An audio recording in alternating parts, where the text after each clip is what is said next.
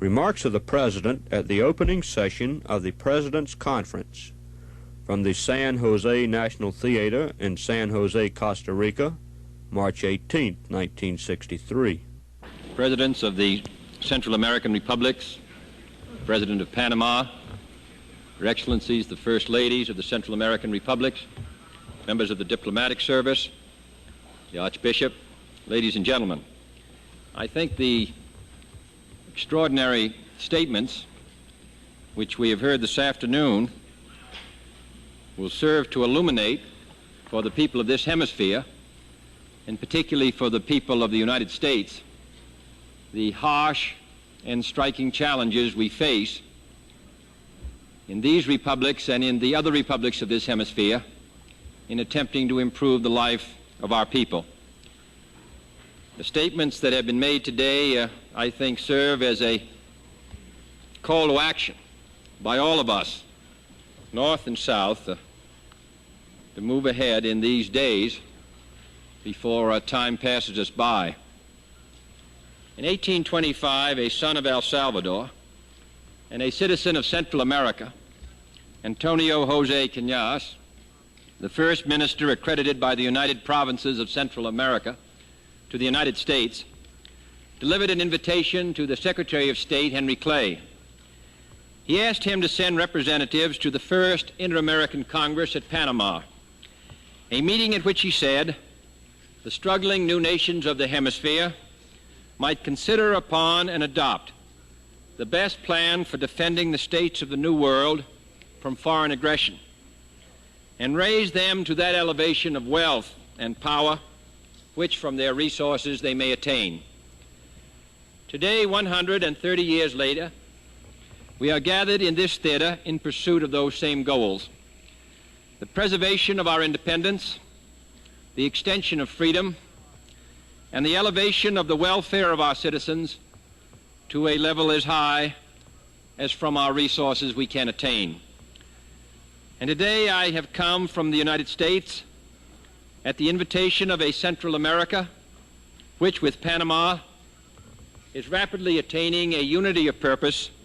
effort, and achievement which has been unknown since the dissolution of the earlier federation. That earlier conference did not achieve all its goals, but from it flowed the dream and creation of Bolivar, Cañas, and Jose Cecilio de Valle, the dream which became the Inter-American system. And this system has been the most successful, the most fruitful, and the most enduring of international order in the history of the world. We say this because every effort to reimpose the despotisms of the old world on the people of the new has ultimately been beaten back. Because within this system, 20 republics have attained the full recognition of their dignity as sovereign nations, and because this system has maintained an unmatched record of peaceful relations among its members. There have been occasional conflicts to mar this record, but nowhere else have nations lived as neighbors with so little hostility and warfare. And today, the principles of non-intervention and the peaceful resolution of disputes have been so firmly embedded in our tradition that the heroic democracy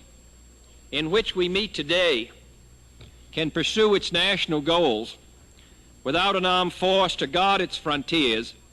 In few other spots in the world could this be said today.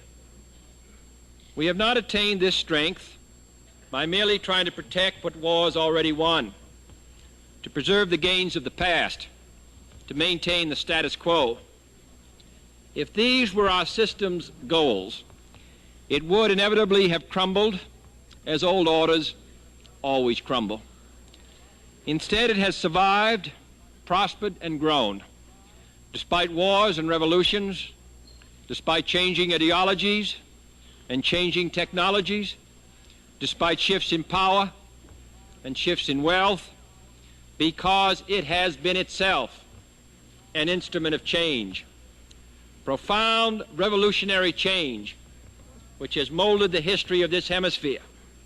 and that shaped the thinking of men seeking freedom and dignity in all lands. As each powerful new wave of ideal and aspiration has swept across our shores, the Inter-American system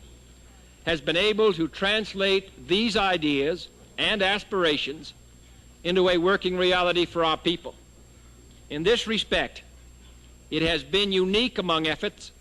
at world collaboration. That is why it has endured in the past and must endure in the future. In the first 3 centuries of our history,